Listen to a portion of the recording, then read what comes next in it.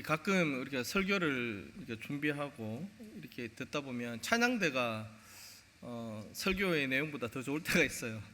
그래서 오늘 찬양도 우리가 주님을 알기 원하는데, 사랑하기를 원하는데, 온 마음 다해서, 내 마음을 다해서 하나님을 사랑하자라는 그런 찬양입니다. 오늘 내용도 그렇습니다. 내용도 본문이 굉장히 길죠. 제가 길게 본문을 잘 안 하는데, 그리고 두 가지 사건이 있어서 두 가지 이 본문을 좀 길게 잡았습니다.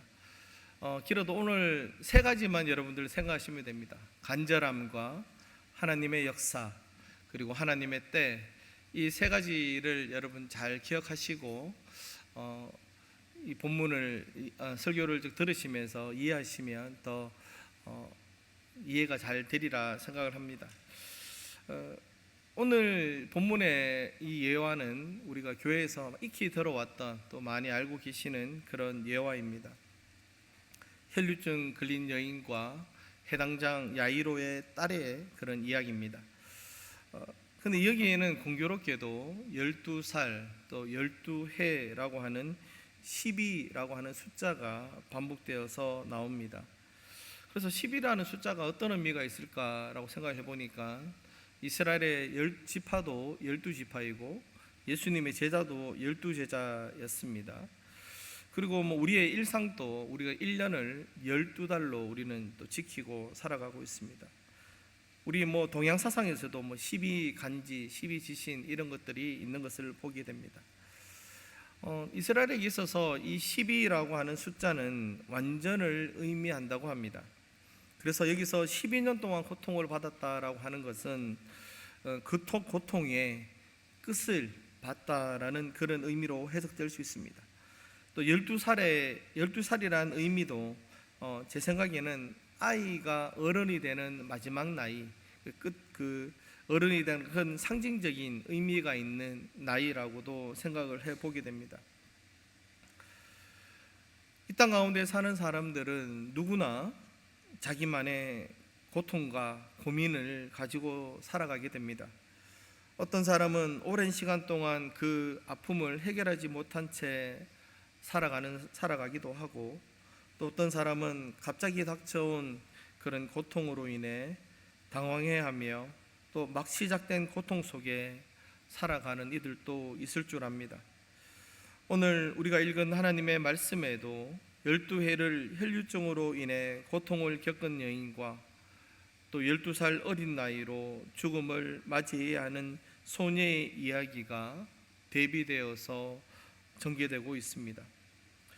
오늘 말씀을 통해 예수님은 우리의 이런 고통을 어떻게 치유하시고 회복시키시는지를 말씀을 통해서 우리 알아보고자 합니다.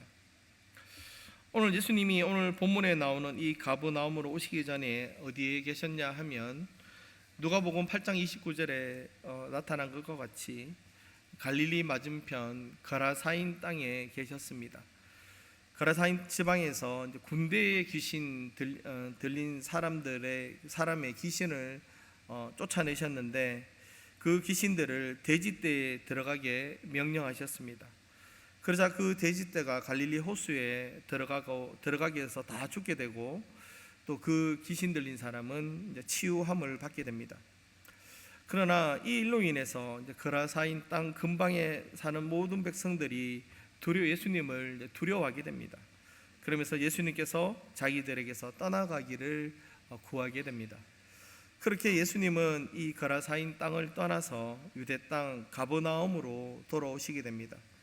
그러자 거라사인 지방의 사람들과는 대조적으로 이 가버나움 사람들은 예수님을 기다렸다가 환영했다라고 40절에 말씀하고 있습니다. 오늘 본문 중에 예수님을 환영하는 수많은 인파 중에는 두 절박함이 있습니다. 하나는 12살의 어린 나이에 죽을 병에 걸린 딸을 살리고 싶어하는 아버지의 절박함이고, 또 하나는 모두가 경멸하는 혈류증이라는 병으로 인해 12년 동안 고통 가운데 살아온 한 여인의 절박함입니다. 이 두 사람은 누구보다도 예수님이 오시기를 애타게 기다리고 있습니다. 12살 딸의 아버지 야이로는 회당장입니다. 당시 회당장의 역할은 대단했습니다. 예배를 감독하고 성경의 두루마리를 관리했고, 회중이 율법을 충실히 지킬 수 있도록 권면하고, 또 구제 물품이 들어오면 그것을 공평하게 분배하고, 학교를 운영하고, 또 회당의 건물을 감독하고, 안식일에 말씀을 가르칠 수 있는 랍비를 선정하는 그러한 중요한 일들을 맡았던 사람입니다. 그래서 해당장 야이로는 사람들의 존경을 받고, 또 그만큼 그 지역과 사회에서 영향력이 큰 사람이었습니다. 그리고 12회 혈류증을 앓은 여인의 상황은 마가복음 5장 26절에 이렇게 기록되고 있습니다. 많은 의사에게 많은 괴로움을 받았고 가진 것도 다 허비하였을 때 아무 효험이 없고 도리어 더 중화하여졌던 차에, 이러한 상황만 보더라도 이 여인은 참으로 불쌍한 사람입니다. 야이로처럼 사회적 지위도 없었고 가진 것도 없고 가족도 없이 이리저리로 사람의 눈을 피해 다니는 불쌍한 여인이었습니다. 이 두 사람 모두 예수님을 기다렸지만 혈류증 여인은 자신의 부정한 병으로 인해 감히 예수님 앞으로 나아가지 못했습니다. 그러나 회당장인 야이로는 자신보다 훨씬 젊은 예수님 발 아래 엎드렸습니다. 그 이유는 늙어망이 얻은 딸, 그것도 하나밖에 없는 딸, 정말 눈에 넣어도 아프지 않을 그 딸이 이유도 알 수 없는 병에 걸려 지금 죽어가고 있었기 때문입니다. 딸을 살리고 싶은 그 절박함은 회당장인 야이로로 하여금 자신의 체면도 지위도 버리게 하였습니다. 사람들의 수군거림도 다른 어떤 것도 자신의 죽어가는 딸을 살리고자 하는 회당장 야이로의 절박함을 막을 수는 없었습니다.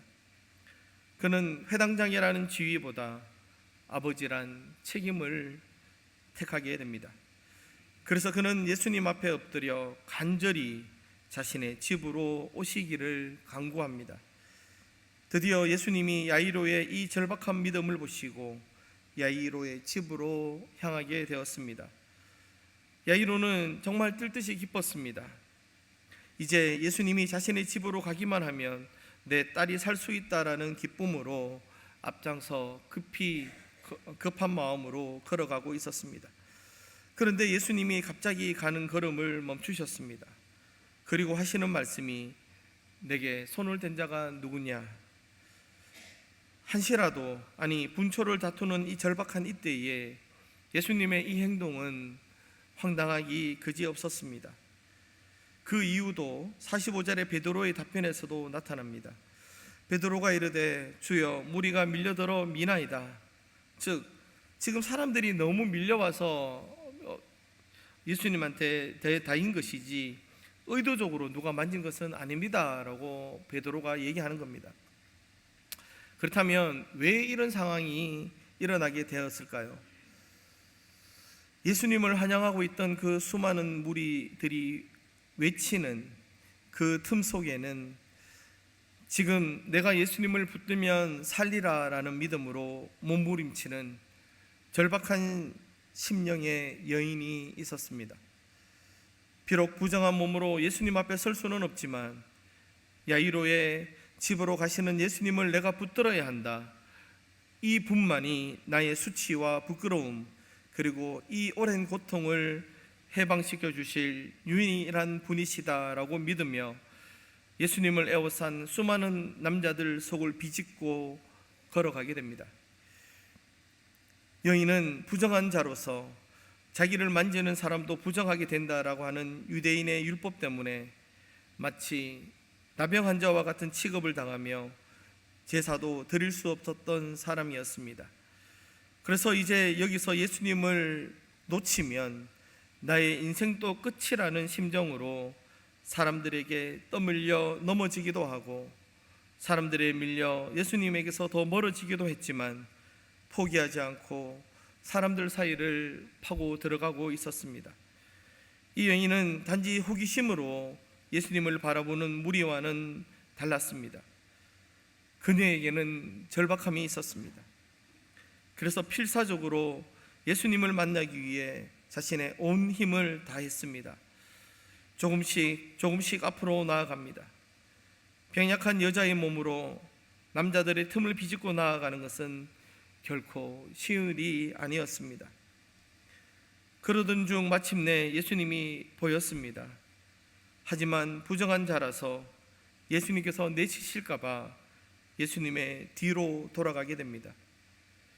그녀는 두근거리는 마음으로 예수님을 만지고 싶었지만, 그러나 나로 인해 예수님께서도 부정해지실까 봐 두렵기도 했습니다. 그러나 이 여인은 예수님만이 나의 구원자시다라는 믿음으로 예수님의 옷자락에 손을 대었습니다. 그렇게 예수님의 옷자락에 손을 대는 순간 12해 동안 자기를 지긋지긋하게 괴롭히던 병이 즉시 나음을 입었습니다. 절망의 끝에서 만나는 은혜의 시간이었습니다.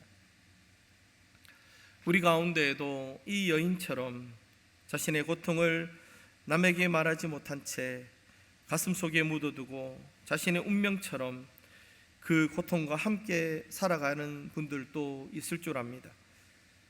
그럴 때 어떻게 해야 하겠습니까? 이 여인처럼 주님을 만나기 위해서 나아가야 합니다. 절박한 마음으로 주님의 옷자락을 만져야 합니다. 그럴 때 주님께서 허락하신 치유와 회복의 역사가 우리에게도 허락되어지는 것입니다.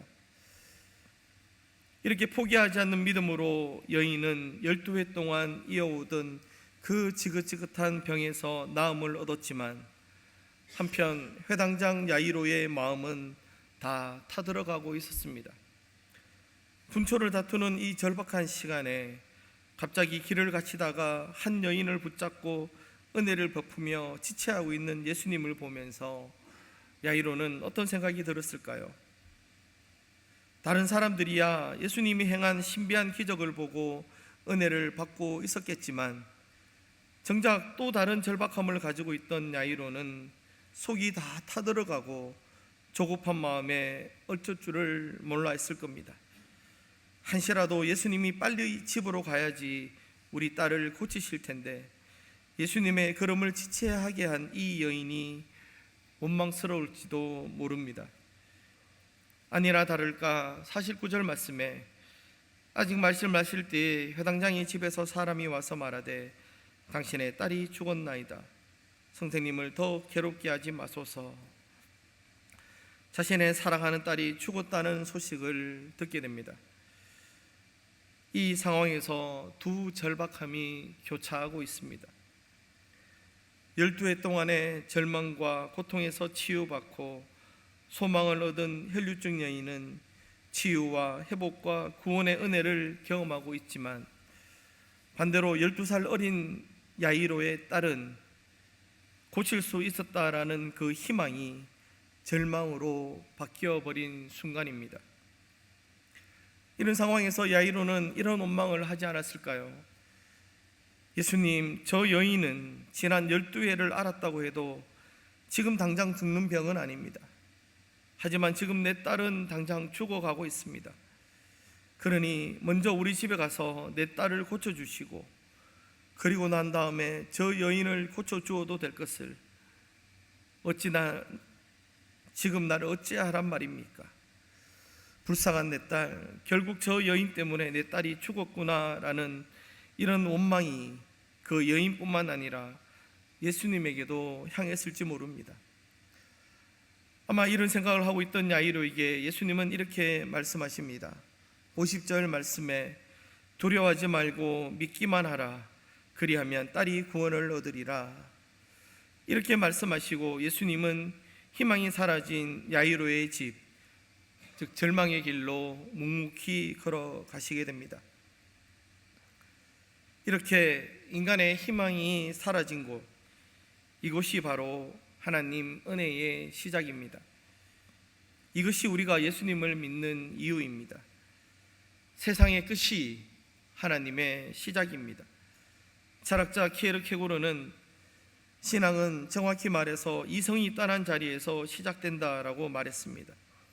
이는 이성의 끝에서 하나님의 역사는 시작된다라는 표현입니다.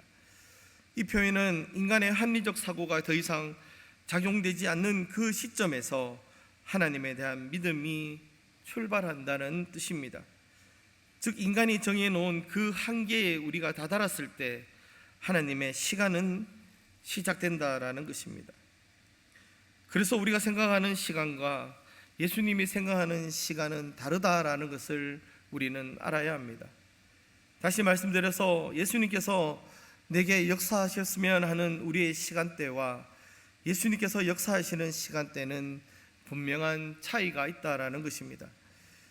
우리는 지금 바로 이 순간에 주님이 역사하셨으면 좋겠다라는 생각을 하지만, 그러나 우리를 향하신 주님의 역사는 지금이 아닐 수 있다라는 것입니다. 우리와 시점이 다르신 예수님, 그래서 우리의 이성과 생각이 끝이 바로 하나님 역사의 시작이 될 수 있는 것입니다. 이 말은 우리의 지식과 경험과 내가 가진 것을 주님 앞에 내려놓을 때 하나님의 역사는 시작한다라는 것입니다. 여러분 중에 절망 가운데 계신 분이 있습니까?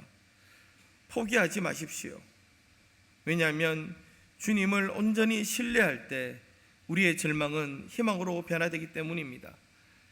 우리가 끝났다고 하는 그 시점에 하나님의 역사는 시작되기 때문입니다. 이러한 믿음의 고백을 드리는 우리가 되기를 소망합니다.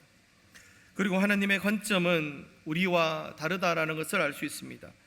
52절 말씀에 모든 사람이 아이를 위하여 울며 통곡하며 예수께서 이르시되 울지 말라 죽은 것이 아니라 잔다 하시니, 여기서 예수님은 다른 사람들과 다른 관점으로 사건을 보고 있습니다. 다들 죽었다고 하는데 주님은 잔다라고 말씀하십니다. 이 말은 53절에서 나타난 바와 같이 장례식장에 모인 사람들을 비웃게 만들었습니다. 그러나 예수님은 그 소녀의 손을 잡고 일으키고 생명이 새롭게 시작되는 역사를 그들에게 보여주십니다. 예수님은 사람들이 이미 죽었다고 하는 소녀의 손을 잡고 이렇게 말씀하십니다. 54절과 55절 말씀입니다. 예수께서 아이의 손을 잡고 불러 이르시되 아이야 일어나라 하시니 그 영이 돌아와 아이가 곧 일어나거늘 예수께서 먹을 것을 주라 명하시니. 그렇습니다. 우리는 이 본문을 통해 우리의 관점과 하나님의 관점에는 분명한 차이가 있다라는 것을 깨닫게 됩니다. 지혜로운 자는 이러한 관점의 차이를 인정하는 사람입니다. 예수님이 끝났다고 말씀하시기 전에 우리가 끝났다고 할 수 있는 것은 아무것도 없습니다. 어느 날 어떤 할머니가 장에 가시다가 집에 가는 길에 고개를 넘고 있었습니다. 할아버지가 좋아하는 꼬동어도 한 마리 사고 손자들이 좋아하는 떡도 몇 덩어리 사서 가다가 열심히 고개를 넘어가다가 날이 너무 더워서 고개 마루에 나무 그늘에 좀 쉬고 있을 때 그만큼 장바구니에서 떡 한 덩어리가 빠져버리고 말았습니다. 근데 할머니는 그 떡이 빠진 줄도 모르시고 집으로 향하게 됩니다. 그런데 비닐에 싼 이 떡덩어리로 인해서 개미 왕국에서는 난리가 났습니다. 하나님이 우리를 불쌍히 여기셔서 하늘에서 떡덩어리를 주셨다라고 하면서 난리가 났습니다. 모든 개미는 지금 하는 모든 일을 멈추고 나무 옆으로 모여라 라고 명령이 내립니다. 그래서 이 떡덩어리를 자기의 보금자리로 옮기기로 합니다. 그런데 개미왕국의 국민 전체가 모였지만 그 떡덩어리를 조금도 움직일 수가 없었습니다. 그래서 조금씩 잘라서 옮기자라는 의견이 나왔는데 그 떡은 두꺼운 비닐로 잘 포장이 되어 있어서 그렇게 할 수도 없었습니다. 개미왕국에서는 우리가 며칠 동안 먹을 양식이 하늘에서 내려왔다고 기뻐했지만 얼마 가지 않아 자신들의 한계를 느끼고 비통함에 잠겨 있었습니다. 그때였습니다. 집으로 돌아가시던 그 할머니가 자신의 손자들에게 줄 떡이 한 덩어리가 빠진 줄 아시고 자신이 잠시 쉬었던 고갯마루 나무 그늘에 오게 됩니다. 와서 떡 보니까 자신이 흘린 떡에 개미가 새카맣게 붙어 있는 것을 보게 됩니다. 마음이 착하셨던 할머니는 개미가 안쓰러워서 그 떡덩어리에 붙은 비닐을 벗겨서 그리고 그 떡을 개미들이 사는 그 입구 쪽으로 옮겨주게 됩니다. 개미들 입장에서는 기적이 일어났습니다. 도저히 그들의 힘으로는 움직일 수도 없었던 그 떡덩어리가 상상할 수도 없는 힘에 의해서 자신들의 집 입구로 옮겨지는 것을 그들이 보게 됩니다. 그들의 이성으로서는 이해할 수 없는 일이 일어나게 된 것입니다. 이것을 우리 입장으로 볼 때에도 우리의 이성에서 이해하지는 못하는 일이 일어났을 때 그것이 바로 하나님의 은혜입니다. 우리로서 불가능한 일이 하나님의 능력으로 가능해지는 것이 바로 구원의 은혜입니다. 만약 세상의 끝이 우리 믿는 자들에게도 똑같은 끝이라고 한다면 우리가 예수님을 믿을 이유가 없습니다. 내가 원하는 시간대에 내가 보는 것과 같은 관점으로 문제를 바라보고 계신 분이 바로 우리 주님이라면 우리는 그분을 믿을 이유도 없고 우리의 구원자가 될 수도 없습니다. 하지만 주님은 우리가 불가능하다고 여기는 시간대에 우리와 다른 관점을 가지고 우리에게 오셔서 우리를 생명의 길로 인도하시는 분이심을 믿으시기를 바랍니다. 세상에서 점쟁이나 무당을 찾아가서 자신의 소원을 이야기하고 소원을 비는 사람들의 모습을 보면 우리 그리스도인들이 하나님 앞에서 기도하는 것보다 훨씬 더 진지합니다. 그 사람들은 무당이 써주는 그 부적을 우리 그리스도인들이 하나님의 말씀을 소중히 여기는 것보다 더 소중하게 여깁니다. 전국에서 용하다고 소문난 무당을 찾아가서 구슬을 한 번 하기 위해서 그 사람들이 지불하는 그러한 액수를 보면 우리 그리스도인들이 하나님 앞에 바치는 헌금 액수와는 비교가 되지 않습니다.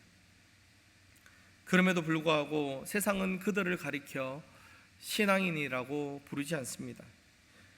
무당 앞에서 그들이 아무리 진지하고 아무리 큰 거액을 바친다 하더라도 사람들은 그들을 가리켜 미신을 쫓고 있다라고 평가합니다.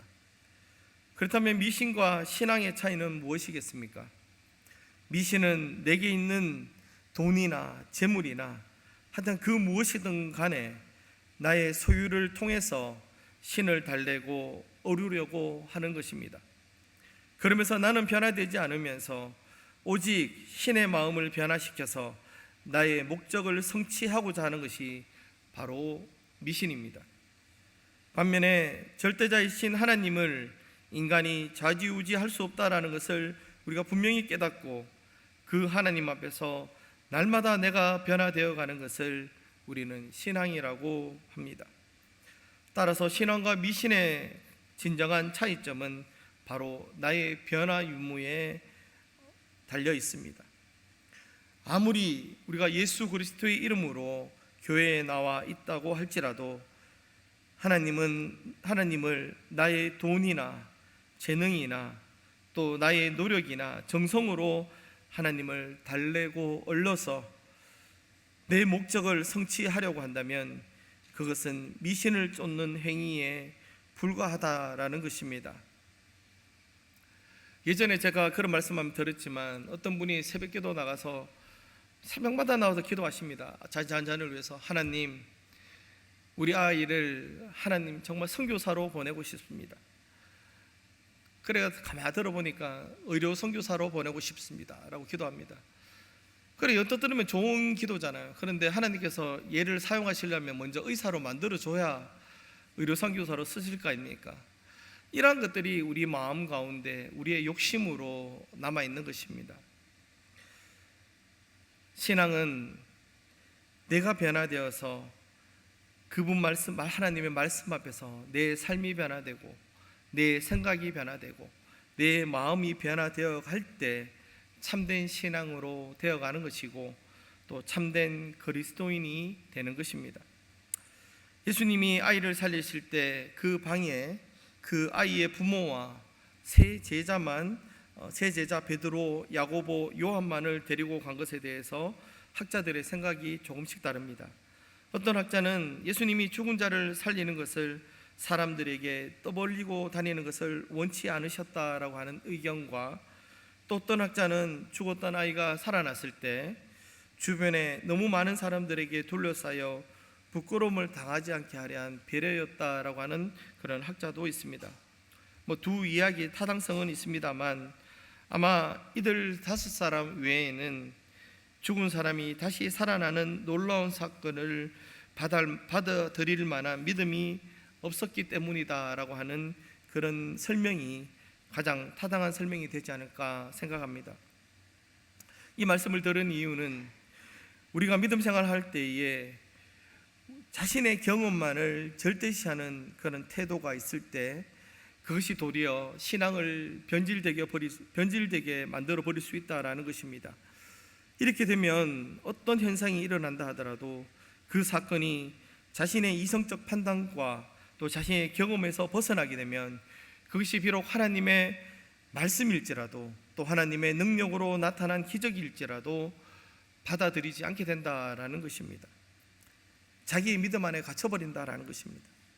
로마서 11장 33절 말씀에 보면 깊도다 하나님의 지혜와 지식의 풍성함이요 그의 판단은 헤아리지 못할 것이며 그의 길은 찾지 못할 것이도다 라고 말하고 있습니다. 이렇듯 하나님은 인간의 경험과 지식의 한계를 뛰어넘어 역사하시는 분이심을 우리가 믿음으로 고백할 수 있는 은혜가 우리 가운데 있기를 바랍니다. 말씀을 정리하겠습니다. 하나님은 지금도 우리를 부르고 계십니다. 그리고 우리의 손을 잡고 우리에게 은혜 주시기를 원하십니다.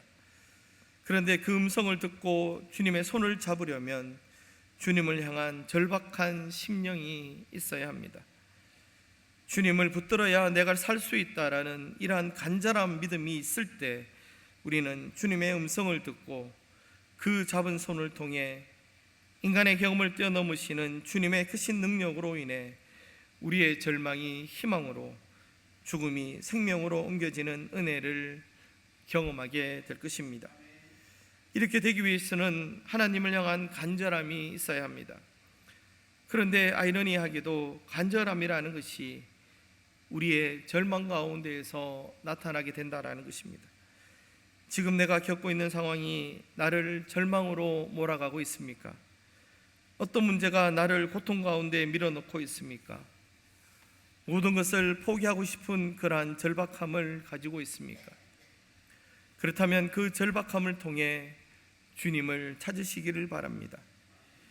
12년 동안 혈류증에 걸렸던 여인의 절박했던 마음으로, 죽어가는 딸 살리고자 하는 아버지의 간절한 마음으로 우리 주님을 간절히 찾으시기를 바랍니다. 흔히들 우리가 등 따시고 배부르면 이곳이 천국이네 라는 그런 농담을 하게 됩니다. 내 육신이, 내 마음이 별 문제 없이 평안할 때 사단은 우리의 약한 부분을 파고들 것입니다. 그렇다고 평안을 누리지 말라라는 말이 아닙니다. 주님이 주시는 평안을 누리자라는 말입니다.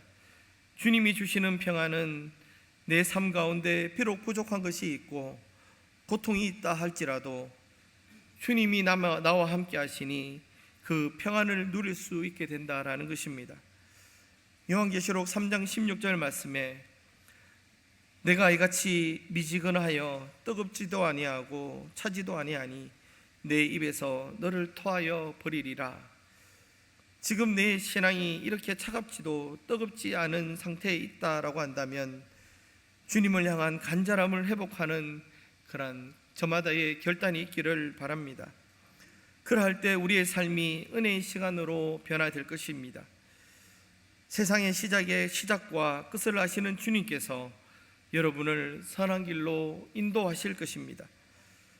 오늘 이 자리에 함께 하신 모든 분들이 이러한 주님의 은혜를 경험하는 그런 귀한 삶이 되시기를 주님의 이름으로 축원합니다. 기도드리겠습니다.